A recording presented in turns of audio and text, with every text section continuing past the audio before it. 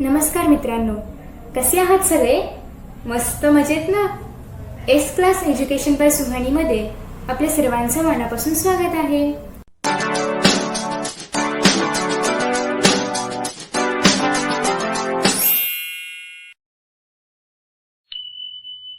मित्रांनो, आज आपण या व्हिडिओमध्ये बऱ्याचशा गोष्टी पाहणार आहोत.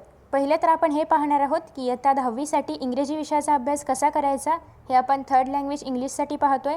सोबतच आपण पेपर पॅटर्न पाहणार आहोत आणि तुम्हाला या व्हिडिओमध्ये एक पेपर पण मिळणार आहे जस्ट प्रॅक्टिससाठी. Okay, so let us start. पहिल्यांदा आपण पेपर पॅटर्न पाहूया, मग आपण त्यानुसार अभ्यास कसा करायचा हे पाहणार आहोत.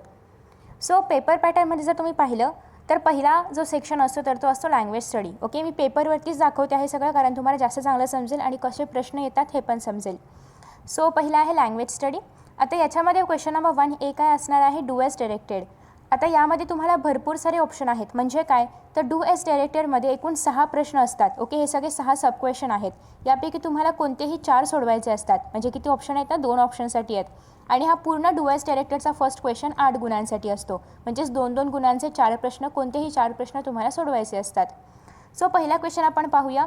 पहिल्या क्वेश्चनमध्ये आपल्याला एक मिसिंग लेटर आहे, तर तो त्या शब्दामध्ये भरायचा आहे, योग्य जागी भरायचा आहे आणि मग तुम्हाला एक मिनिंगफुल वर्ड तयार झालेला पाहायला मिळेल. Okay, so let us see की हा प्रश्न कसा सोडवतात. आता तुम्हाला माहिती आहे की या ठिकाणी जेव्हा आपण ओ टाकणार तेव्हा प्रोव्हाइड हा शब्द तयार होईल. पण सपोज की तुम्हाला नाही माहिती हा शब्द काय आहे. आता हा शब्द काय आहे हे जर तुम्हाला माहिती नसेल तर तुम्ही काय करणार. आता मोस्ट ऑफ द टाइम्स काय असतं, आपले जे वॉवेल्स आहेत A, E, I, O, U, so हे जे आपले वॉवेल्स आहेत त्या वॉवेल्सपैकी कोणता पण एक वॉवेल आपल्याला यूज करून पाहायचा. आता जर आपण प्रोव्हाइडमध्ये ए टाकलं, आपलं उत्तर मिळतं आहे का नाही मिळत आहे, कारण प्रायव्हिड असं काही शब्द नाही आहे. ई टाकलं तरी पण नाही मिळत आहे, आय टाकलं तरी पण नाही मिळत आहे, ओ टाकलं तर मिळतं आहे. म्हणजे आपला शब्द प्रोव्हाइड आहे.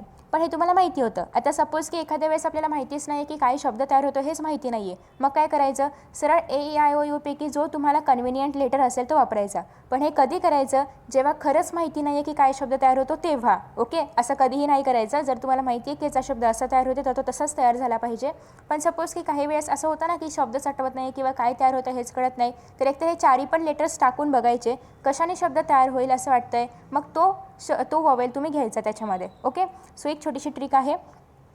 पण मी तुम्हाला सांगितलं की वॉवेल्स टाकायचे, पण दरवेळी वॉवेल्सच सुटेबल असेल असं काही नाही. फक्त most of the case vowel असतात. जेव्हा आपल्याला काहीच करू शकत नाही, जेव्हा आपल्याला काहीच माहिती नाही आहे त्या शब्दाबद्दल, तेव्हा ही ट्रिक वापरायची. पण मोस्ट ऑफ द टाइम्स काय होतं की कधी कधी वॉवेल्स देतच नाही, ते लोक वॉवेल्स नसणाराच एखादा लेटर देतात. मग तेव्हा काय करायचं, तेव्हा A to Z सगळे वापरून बघायचे. पण कधी तुम्हाला वेळ असेल तर पेपर झाल्यानंतर हे सगळे उद्योग करायचे. पेपरच्या आधी केलं तर ABCD करत करत सगळा वेळ ह्याच्यामध्येच निघून जाईल, बाकीचा पेपर राहील. त्याच्यामुळे पेपर झाल्यानंतर, कारण ऑलमोस्ट इंग्लिशचा पेपर हा अर्धा तास तरी आधी होतोच, तर मग तो जो राहिलेला अर्धा तास आहे त्याच्यामध्ये तुम्ही हे सगळं करू शकता. ओके, जर शब्द माहिती असेल वेल अँड गुड. नेक्स्ट आहे या ठिकाणी काय तयार होईल, अटॅक सी आपल्याला वापरावं लागेल. त्याच्यानंतर सिव्हिल या ठिकाणी आय, त्याच्यानंतर MEAL. ओके, सो MEAL हा एक शब्द आहे, पण मध्ये आपल्याला एक लेटर दिलं, काय तयार होईल, मेटल तयार होईल. ओके, सो या ठिकाणी टी काय आहे, वोवेल आहे का नाही आहे, कन्सनंट आहे. सो या ठिकाणी टी तुम्ही कसं टाकणार, मग A to Z सगळे वापरायचे, जो पण याच्यामध्ये सुटेबल असेल ते तो टाकायचा. ओके, नेक्स्ट आहे दुसरा प्रश्न. दुसरा प्रश्न काय असतो, put the words into the alphabetical orders. आता अल्फाबेटिकल ऑर्डर म्हणजे काय, ABCDच्या क्रमाने. मग तुम्ही जर याच्यामध्ये पहिला सेट पाहिला तर पहिल्या सेटमध्ये पहिलं अक्षर जे आहे प्रत्येक शब्दाचं तर ते वेगळं आहे. मग तुम्ही हे इझिली A to Z बोलू शकता आणि त्याच्याने ते लावू शकता. दुसऱ्या सेटमध्ये जर आपण पाहिलं तर दुसऱ्या सेटमध्ये पहिलं अक्षर सगळ्यांचं सेम आहे. मग हे तुम्ही A to Z ने लावू शकता का, पहिलं अक्षर सेम असेल तर नाही लावू शकत. मग काय करायचं, दुसरं अक्षर पाहायचं, दुसरं पण सेम असेल तिसरं अक्षर पाहायचं आणि मग सगळे जे शब्द आहेत त्या ते अल्फाबेटिकल ऑर्डरनुसार लावायचे. ओके, हे सगळ्या ज्या पहिल्या ॲक्टिव्हिटीज आहेत तुम्हाला खूप सोप्या वाटतील, पण जर तुम्ही हे शांत डोक्याने केल्या तरच त्या बरोबर येतील, नाही तर चुकू शकतात. जर ओव्हर कॉन्फिडन्स असेल तर ते नक्की चुकणार. सो त्याच्यामुळे हे 2 गुणांसाठी आहे, हे 2 गुणांसाठी आहे, हे 2-2 गुण तुम्हाला इझिली मिळतील. नेक्स्ट आहे पंक्च्युएशन करायचं आहे. पंक्च्युएशनसाठी तुम्हाला काय करायचं आहे, काय काय पाहायचं ते मी सांगते. पहिली गोष्ट आहे की पंक्च्युएशन करत असताना तुम्हाला तुमच्या पुस्तकामधली शक्यतो पुस्तकामधली वाक्य दिली जातात. मोस्ट ऑफ द केसेसमध्ये कोणतीही 2 वाक्य पुस्तकामधलीच दिली जातात. आणि जर पुस्तकामधली नसतील तर अशी वाक्य असतात की जी तुम्ही इझिली करू शकता. आता पंक्च्युएट करत असताना काय पाहायचं, एकतर पहिल्यांदा पहिलं अक्षर कॅपिटल आहे की नाही ही गोष्ट पहिल्यांदा पाहायची. आता यामध्ये हॅवसाठी पहिलं अक्षर काय पाहिजे, कॅपिटल पाहिजे. सो पहिलं अक्षर capital. Have you studied that आता हॅव यू स्टडीड दॅट म्हणजे काय, आपण त्याला प्रश्न विचारतो की तू हा अभ्यास केला आहेस का.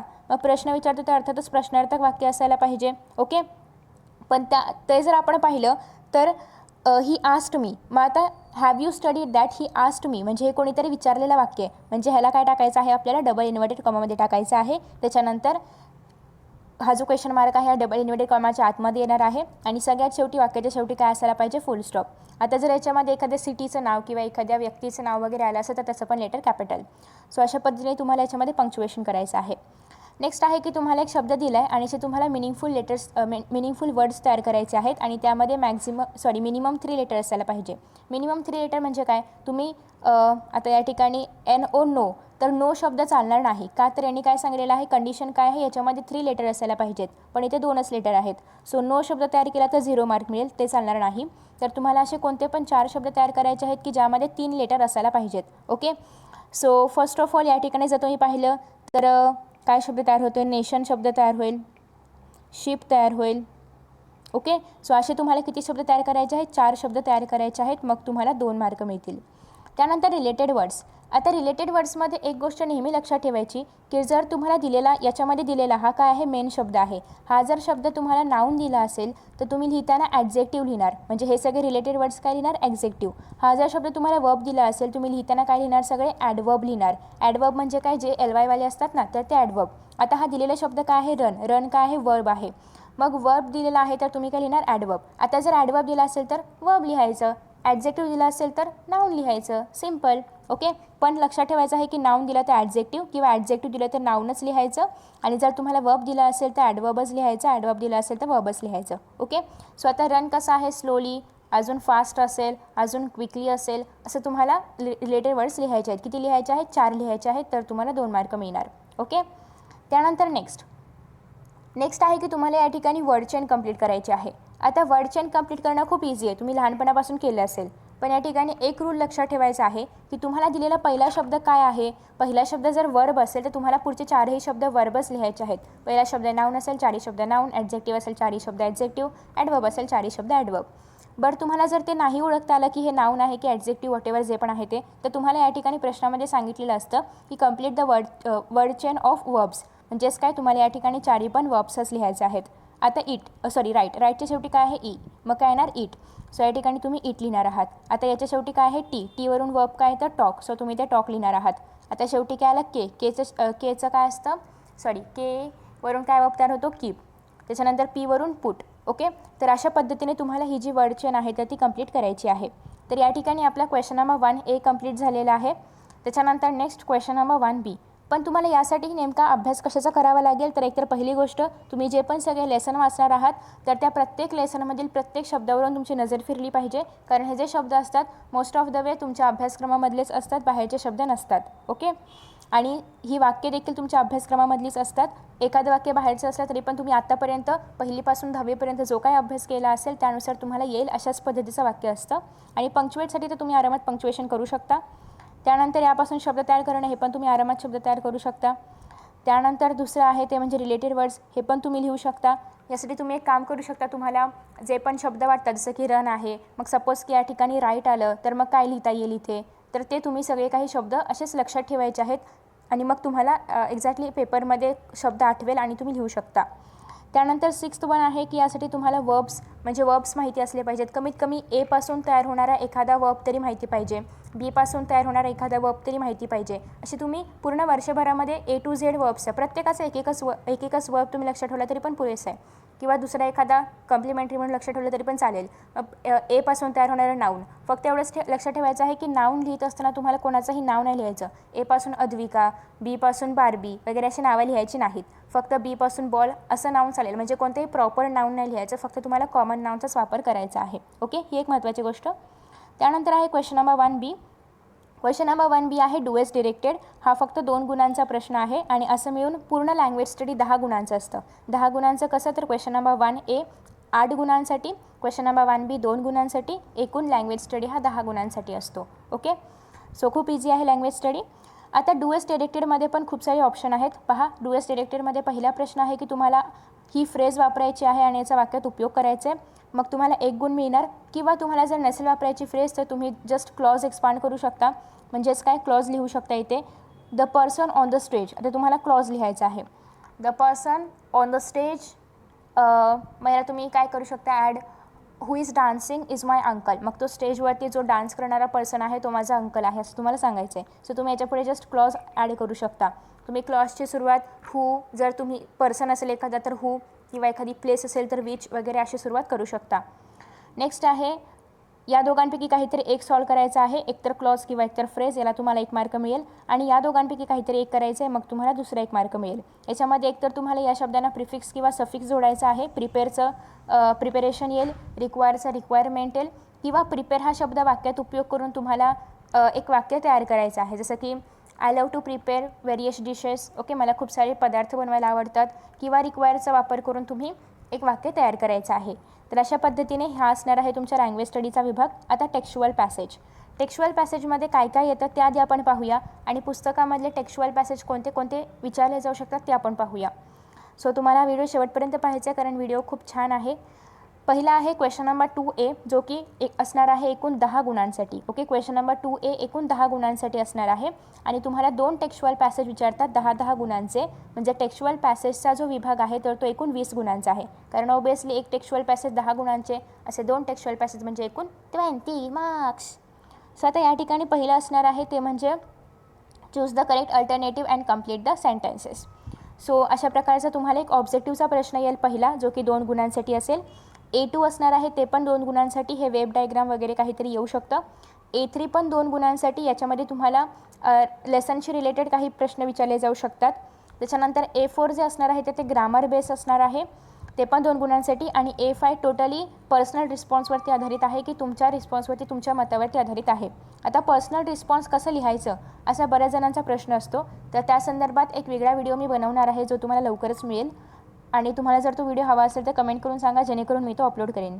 सो हा पण 2 गुणांसाठी आहे. अशा प्रकारे A1 to A5 एकूण 5 प्रश्न 2-2 गुणांसाठी. म्हणून हा जो प्रश्न आहे तर हा किती गुणांसाठी आहे, एकूण 10 गुणांसाठी. त्याच्यानंतर क्वेश्चन नंबर 2B, हा पण सेम 10 गुणांसाठी. B1 असणार आहे तर तो ट्रू फॉल्स असेल, किंवा कम्प्लीट द फॉलोइंग सेंटेन्सेस असेल, किंवा तुम्हाला हू एम आय वगैरे अशा पद्धतीचे प्रश्न येऊ शकतात 2 गुणांसाठी. त्यानंतर B2 नेहमी डायग्राममध्ये असतो, किंवा लेसनमधलंच त्या पॅसेजमध्येच उत्तर असेल अशा प्रकारचा प्रश्न असतो. B3मध्ये वोकॅब्युलरीवरती आधारित असतो. एकतर तुम्हाला विचारणार की याचे अपोजिट वर्ड्स लिहा, किंवा याचे सिमिलर वर्ड्स लिहा, अँटोनिम किंवा सिनोनिम लिहा, असं तुम्हाला विचारलं जाईल. B4 जो असणार आहे तर तो ग्रामर बेस्ड असणार आहे. मग याच्यामध्ये नॉट ओनली बट ऑल्सो वापरा, किंवा नो सुनर दॅन वापरा, किंवा अजून चेंज्ड डिग्री असेल, किंवा वॉइस चेंज करा, किंवा वॉइस ओळखा, क्वेश्चन टॅग वापरा, किंवा टेन्स ओळखा, अशा प्रकारचे प्रश्न याच्यामध्ये असतात. आणि याच्यामध्ये पण आहे पर्सनल रिस्पॉन्स, जो की आहे 2 गुणांसाठी. तो कसा लिहायचा ते मी तुम्हाला सेपरेट व्हिडिओमध्ये सांगेन. आता आपण पाहूया की नेमके पॅसेजमध्ये कोणते कोणते पॅसेजेस असतात, कोणते कोणते लेसन्स येतात. सो आता जर तुम्ही या ठिकाणी पाहिलं तर आपण एकूण किती लेसन्स आहेत त्या ते काउंट करूया, म्हणजे तुम्हाला एकूण कळेल की तुम्हाला पॅसेजसाठी किती लेसन्सचा अभ्यास करायचा आहे. सो टीनेजर्स प्रेयर हा लेसन नाही आहे, म्हणजे 1, 2, 3. फर्स्ट युनिटमध्ये फक्त 3 लेसन्स आहेत. त्यानंतर नेक्स्ट युनिट ते म्हणजे याच्यामध्ये आहे 1, 2, 3, 4. एकूण 7 लेसन्स झाले. त्यानंतर 1, 2, 3, 7 आणि 3 = 10 लेसन्स झाले. त्यानंतर नेक्स्ट आता आपण पाहतो आहे 1, 2, 3, 4. 10 आणि 4 14, म्हणजे फक्त तुम्हाला 14 लेसन आहेत, फक्त 14 लेसन. ओके, सो या 14 लेसनमधले कोणते कोणते लेसन्सचे जे हे आहेत काय म्हणतात त्याला पॅसेज येऊ शकतात. तर most of the high chances आहेत की तुम्हाला बी स्मार्ट जो लेसन आहे तर तो येऊ शकतो.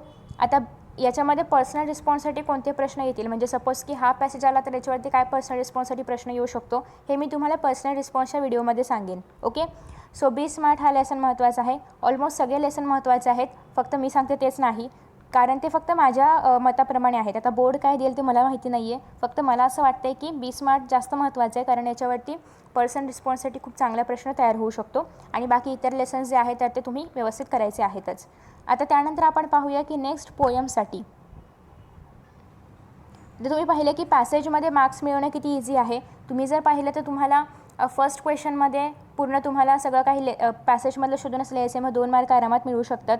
त्यानंतर वेब डायग्राममधले पण सगळी उत्तरं ही पॅसेजमधली असतात, त्याच्यामुळे याच्यामध्ये पण 2 मार्क मिळू शकतात. राहिला प्रश्न B3चा, तर याच्यामध्ये तुम्हाला नाऊन फॉर्म्स वगैरे लिहायचे आहेत, हे पण सगळे काही पॅसेजमध्ये असतात. पण सपोज की तुम्हाला एखादं नाही आठवलं तर यामध्ये जास्तीत जास्त अर्धा मार्क जाऊ शकतो. एखादा जर नाही आठवलं किंवा जर नाही शोधता आलं तर, पण फक्त अर्धा तो तुम्हाला नंतर 1 होणारच आहे. त्याच्यानंतर नेक्स्ट आहे ग्रामरमध्ये जास्त तुमचे मार्क जाण्याचे चान्सेस आहेत, कारण ज्यांचं ग्रामर पक्कं नसेल त्यांचं, पण ज्यांचं ग्रामर परफेक्ट असेल तर त्यांचे अजिबात मार्क्स जाणार नाहीत. त्याच्यानंतर B5 आहे पर्सनल रिस्पॉन्स. यामध्ये मोस्टली 2 आउट ऑफ 2 मार्क्स खूप कमी जणांना मिळतात, ज्यांचे ग्रॅमॅटिकली मिस्टेक्स नाही आहेत, ज्यांचं उत्तर खूप इफेक्टिव्ह आहे असं. आणि याच्यामध्ये मोस्ट ऑफ द वेज किती मार्क्स मिळतात, 1.5 मार्क मिळू शकतात, किंवा जर ग्रॅमॅटिकली मिस्टेक्स असतील तर 1 मार्क मिळेल. ओके, सो ते कसं लिहायचं ते मी तुम्हाला नंतरच्या व्हिडिओमध्ये सांगेन. आता आपण पाहूया पोएट्री. पोएट्रीमध्ये पण हा जो पोएट्रीचा सेक्शन आहे तर तो सुद्धा 2 मार्क्स, त्याच्यानंतर या ठिकाणी आहे 2 मार्क्स, त्याच्यानंतर आहे 1 मार्क. म्हणजे कम्प्रेन्शनसाठी म्हणजेच क्वेश्चन आन्सर्ससाठी पोयम ही 5 मार्क्ससाठी असते आणि एप्रिशिएशनसाठी 5 मार्क्स, म्हणजे पोएट्री सेशन हा एकूण 10 मार्क्ससाठी आहे. सो क्वेश्चन नंबर 3 मध्ये जर A1 आपण पाहिलं तर याची सगळी उत्तरं ही पोयममध्ये असतात. पोयम तुम्हाला प्रिंटेड दिलेली असते, त्याच्यामुळे पाठ करायची गरज नाही आहे. नेक्स्ट आहे A2 वेब डायग्राम. याची पण उत्तरं तुम्हाला ऑलरेडी पोयममध्ये दिली असणार आहेत. आणि A3 आहे, या ठिकाणी तुम्हाला रायमिंग वर्ड्स लिहा किंवा दिलेल्या पोयमचं राईम स्कीम लिहा. राईम स्कीम काय असतं तर ते आपण पाहूया. जसं की या ठिकाणी आहे मास्टर, या ठिकाणी आहे डिझास्टर. सो सेम जे शब्द आहेत त्यांना आपण सेम लेटर वापरणार A. आता या ठिकाणी M आणि सेमचा उच्चार सेम आहे, म्हणजे रायमिंग वर्ड्स आहेत. सो AB हे काय येणार आहे, राईम स्कीम. तर अशा पद्धतीने आपण राईम स्कीम लिहितो. त्यानंतर आहे ॲप्रिसिएशन तुम्हाला पाठ करणं गरजेचं आहे. पाठ करणं म्हणजे रट्टा मारू शकता किंवा लक्षात ठेवू शकता, काहीही करा.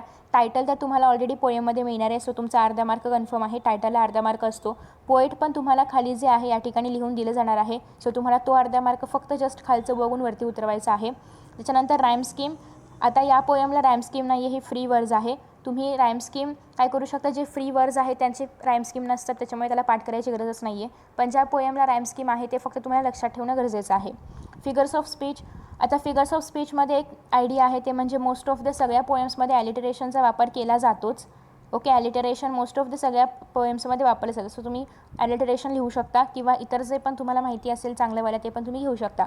आता यामध्ये काय आहे, ॲपोस्ट्रॉफी पण वापरलेला आहे, सो तुम्ही ॲपोस्ट्रॉफी पण घेऊ शकता. नेक्स्ट आहे थीम किंवा सेंट्रल आयडिया. हे तुम्हाला जर परफेक्ट मार्क्स हवे असतील तर तुम्ही पाठ केलं तरी हरकत नाही आहे, पण एवढंच की आहे तसं पाठ करू नका, स्वतःचं तयार करा आणि मग पाठ करा. कारण आहे तसं पाठ केलं तरी मोस्ट ऑफ द सगळ्यांचं सेम येतं, मग तो परीक्षक पण तेच चेक करून कंटाळतो. सो तुम्ही बेटर वे आहे की स्वतःचं तयार करा राईम स्कीम. गाईडची मदत घ्या, टार्गेटची मदत घ्या, डायजेस्ट सगळ्याची मदत घ्या आणि स्वतःचं राईम स्कीम तयार करा आणि ते तुम्ही पाठ करून ठेवू शकता, जेणेकरून स्पेलिंग मिस्टेक होऊ नयेत किंवा काही एखादा दुसरा पॉईंट राहू नये यासाठी. सो हे झाला 5 मार्कांचं. यामध्ये तुम्हाला सपोज की सेंट्रल आयडियामध्ये हाफ मार्क कट झाला, कारण हे 2 गुणांसाठी असतं ना. हाफ मार्क कट झाला तरी पण तुम्हाला या ठिकाणी 4.5 मार्क आरामात मिळू शकतात. ओके, सो नेक्स्ट आहे नॉन टेक्स्च्युअल पॅसेज. आता याच्यामध्ये काय येईल आय डोंट नो, कारण कोणालाच माहिती नसतं नॉन टेक्स्च्युअल पॅसेजमध्ये काय येईल. पण नॉन टेक्स्च्युअल पॅसेजचा हा विभाग 15 गुणांसाठी असतो. 15 गुणांसाठी कसा ते आता आपण बघूया. तर पहिला आहे या ठिकाणी फ्रेंड्स, सॉरी हा व्हिडिओ थोडासा मोठा होईल कारण यामध्ये खूप साऱ्या गोष्टी कवर करायच्या आहेत. सो बट आय होप की तुम्ही कंटिन्यूली पाहाल ना, पाहाल. So question number 4A. Question number 4A कशासाठी आहे, नॉन टेक्स्च्युअल पॅसेज. सो आता या ठिकाणी पॅसेज तुम्हाला दिलेला आहे. पॅसेज खूप छान मन लावून रीड करायचे. पॅसेज रीड करण्यासाठी आरामात 5 मिनटं लागतात, 5 मिनटं आरामात घ्यायची आहेत. ओके, पॅसेज काही जण काय करतात, आधी प्रश्न वाचतात मग पॅसेज रीड करतात, किंवा आधी पॅसेज रीड करतात मग प्रश्न वाचतात. तुम्हाला ज्याप्रमाणे प्रॅक्टिस असेल त्याप्रमाणे करा. असंच काही कुठे रूल नाही दिलं आहे की तुम्ही आधी पॅसेज वाचा आणि मग उत्तरं लिहा, किंवा आधी प्रश्न बघा आणि मग पॅसेज वाचा, असं काही कुठे रूल नाही आहे. सो तुम्हाला जे बेटर असेल ते तुम्ही करू शकता. सो फर्स्ट ऑफ ऑल शक्यतो आधी पॅसेज रीड केला तर तुम्हाला कळेल की नक्की तुम्हाला काय प्रश्न विचारलेले आहेत, किंवा आधी प्रश्न वाचले असतील तुम्ही, ते तुम्हाला कळेल की पॅसेजमध्ये उत्तरं कुठे आहेत. सो ॲज यू विश, तुम्ही जे करायचं ते करू शकता. फक्त एवढंच की A1मध्ये तुम्हाला 2 गुणांसाठी आहे हा प्रश्न, ज्यामध्ये तुम्हाला पॅसेजमधलं हू ॲम आय किंवा किंवा कम्प्लीट द सेंटेन्सेस वगैरे असे प्रश्न येऊ शकतात. A2 जे आहे ते वेब डायग्राममध्ये आहे. A3मध्ये तुम्हाला ॲज युजल वोकॅबलरी टाईप की तुम्हाला याच्यासाठी कोणता शब्द आहे किंवा याचं मिनिंग काय वगैरे वगैरे असं विचारलं जाऊ शकतं.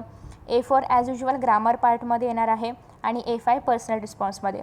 आता तुम्ही म्हणाल की लेसनमध्ये जे आहेत म्हणजे टेक्स्च्युअल जे आहेत त्यांचं पर्सनल रिस्पॉन्स आपण कसं तरी करून लिहू शकतो, पण नॉन टेक्स्च्युअलचं पर्सनल रिस्पॉन्स कसं लिहिणार, तर ते पण खूप इझी विचारतात. जसं की तुम्हाला सांगितलेलं आहे suggest some ways to increase the number of sparrows in your area. मग तुम्ही काय कराल, तुम्हाला जर तुमच्या एरियामधल्या स्पॅरोची संख्या वाढवायची आहे, चिवताईला काय आवडतं, चिवताईला दाणे आवडतात, तुम्ही दाणे वगैरे टाकून बघू शकता. त्यांच्यासाठी छान रेडीमेड नेस्ट, शक्यतो चिमण्या वगैरे रेडीमेड नेस्टमध्ये राहत नाहीत, कारण त्यांना भीती वाटते की आपल्याला ट्रॅप करण्यासाठी काही असेल का. पण ते स्वतःचा नेस्ट तयार करण्यासाठी जर आपण त्यांना कुठे आजूबाजूला काट्या वगैरे म्हणजे ते जे नेस्ट करण्यासाठी ग्रास वगैरे वापरतात ते कुठे आजूबाजूला असेल तर ते एकत्रित करून ते स्वतः नेस्ट तयार करू शकतात. तर अशा गोष्टी तुम्ही त्याच्यामध्ये लिहू शकता. नेक्स्ट आहे, हे झालं 10 गुणांसाठी.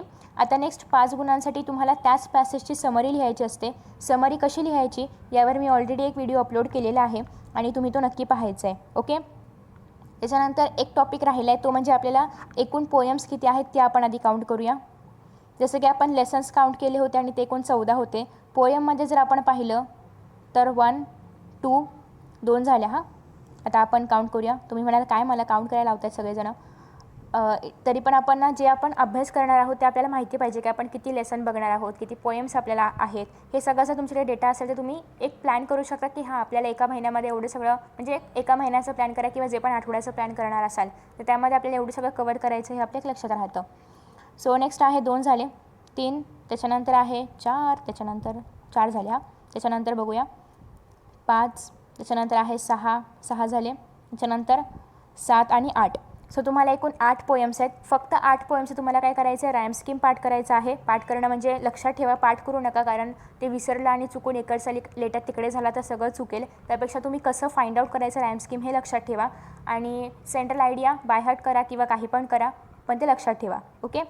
सो हे झालं, तुम्हाला फक्त 8 कविता आहेत आणि 8 कवितांसाठी फक्त हे करायचं. टायटल वगैरे लक्षात ठेवायची काही गरज नाही आहे, कारण टायटल आणि पोएट ऑलरेडी लिहून दिलेलं असतं त्याच्यामध्ये, ते जस्ट कॉपी पेस्ट करायचं आहे. आता नॉन टेक्स्च्युअलसाठी काही पण येऊ शकतं, फक्त एवढंच की तो पॅसेज तुमच्या सिलेबसशी रिलेटेड असेल. आता आपण पाहणार आहोत सगळ्यात महत्त्वाचा घटक, तो म्हणजे आहे आपला रायटिंग स्किल.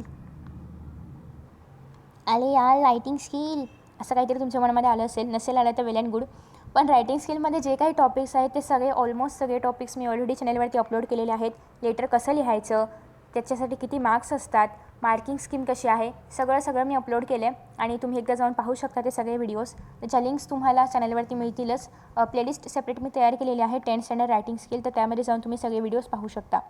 सो पहिला आहे लेटर रायटिंग. यामध्ये तुम्हाला ऑर आहे, एक तर तुम्ही A1 लिहू शकता किंवा A2. आता A1मध्ये काय आहे तर फॉर्मल लेटर.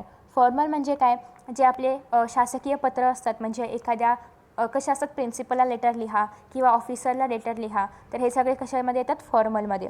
शक्यतो मी तुम्हाला हे सजेस्ट करेन की फॉर्मलपेक्षा इनफॉर्मल लिहा. पण जर तुमची फॉर्मलची प्रॅक्टिस चांगली असेल, ग्रामरवरती चांगली पकड असेल, आटोपशीर असेल तुमची भाषा, तर तुम्ही नक्की फॉर्मलचा विचार करू शकता. पण ॲज पर माय ओपिनियन तुमची जर थोडेसे ग्रॅमॅटिकली मिस्टेक्स होत असतील किंवा एका आटोपशीर भाषेमध्ये जर तुमचं पत्र बसत नसेल तर नक्कीच तुम्ही इनफॉर्मलचा विचार करावा. कारण कसं आहे की इनफॉर्मल कितीही नाही, पण थोडंसं लिमिटच्या बाहेर गेलं तरी चालतं. थोडंसं मोठं असेल किंवा थोडंसं त्याच्यामध्ये चांगली औपचारिक भाषा वगैरे नसेल, साधी लँग्वेज असेल तरी पण त्याच्यामध्ये चालतं. एवढं काही जास्त सिरियसली घेतलं जात नाही. पण फॉर्मलमध्ये तुमची भाषा साधी नसायला पाहिजे, ती फॉर्मल वेचीच असायला पाहिजे. ओके. सो मला असं वाटतं की तुम्ही इनफॉर्मली जावं, पण जर तुमची लँग्वेज खूप चांगली असेल तर तुम्ही नक्कीच फॉर्मली जायला हरकत नाही. तर हे लेटर जे आहे ते 5 गुणांसाठी आहे. तुम्ही एकतर A1 अटेम्प्ट करू शकता किंवा A2 अटेम्प्ट करू शकता, ॲज यू विश. आता त्याच्यानंतर आहे डायलॉग रायटिंग. डायलॉग रायटिंगला ऑर आहे, ते म्हणजे स्पीच. आणि मी तुम्हाला स्ट्रॉंगली हे सजेस्ट करेन की तुम्ही डायलॉग रायटिंगसोबत जा, कारण स्पीच लिहायला ना एकतर स्पीच लिहावं लागतं 5 गुणांसाठी, 5 मार्कांसाठी.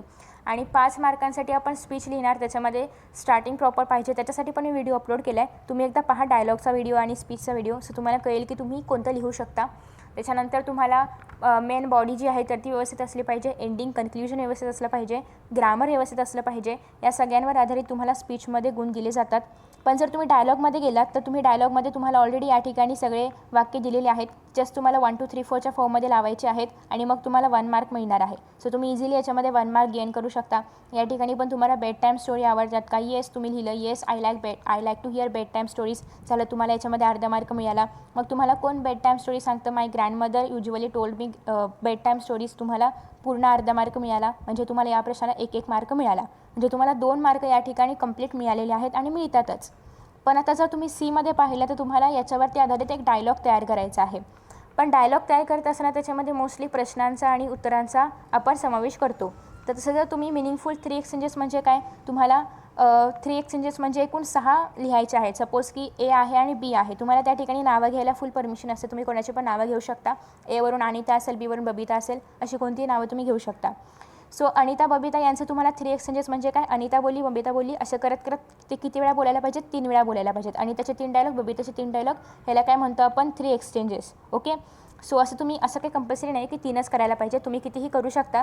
फक्त एवढंच की तुम्हाला लिमिट लक्षात ठेवायचं आहे आणि तुमचा वेळ पण लक्षात ठेवायचा आहे. कारण जास्त वेळ तुम्ही जर याला दिला तर मग तुमचं पुढे जे आहे रिपोर्ट रायटिंग आहे अजून ते वगैरे राहील. त्यापेक्षा तुम्ही वेळ बघून, कारण मिनिमम तुम्हाला 3 करायचेच आहे, तुम्ही 4 करा किंवा 5 करा, ॲटलिस्ट 5पर्यंत जावा. कारण एखादं जर कुठे ग्रॅमॅटिकली मिस्टेक असेल तर ते कवर नाही केलं जाणार जर तुम्ही थोडं मोठं लिहिलं तर. सो तुम्ही मी तुम्हाला सजेस्ट करेन की तुम्ही डायलॉग लिहू शकता. त्याच्यानंतर आहे इन्फॉर्मेशन ट्रान्सफर. यामध्ये पण 2 पर्याय आहेत. एक तर नॉन वर्बल टू वर्बल, म्हणजे तुम्हाला हे पण 5 मार्क्ससाठी आहे. याच्यावरती पण व्हिडिओ अपलोड केला आहे. तुम्हाला या ठिकाणी एखादं वेब वगैरे दिलं जाईल आणि ते वेब तुम्हाला बघून त्याच्यावरती आधारित एक पॅरेग्राफ तयार करायचा असतो 5 मार्क्ससाठी. पण मी तुम्हाला हे सजेस्ट करेन की तुम्ही वर्बल टू नॉन वर्बलसोबत जा. कारण वर्बल टू नॉन वर्बलचा एक फायदा असतो, तो म्हणजे असा की तुम्हाला पॅरेग्राफ दिला जातो आणि मोस्ट ऑफ द टाईम्स तुम्हाला चार्ट वगैरे सगळं काही तयार करून दिलं जातं. तुम्हाला फक्त यातलं उचलून याच्यामध्ये लिहायचं असतं आणि यामध्ये ग्रॅमॅटिकली मिस्टेक्सचे चान्सेस खूप कमी असतात आणि तुम्हाला या ठिकाणी 5 पैकी 5 मार्क किंवा ॲटलिस्ट 4 मार्क तरी मिळू शकतात.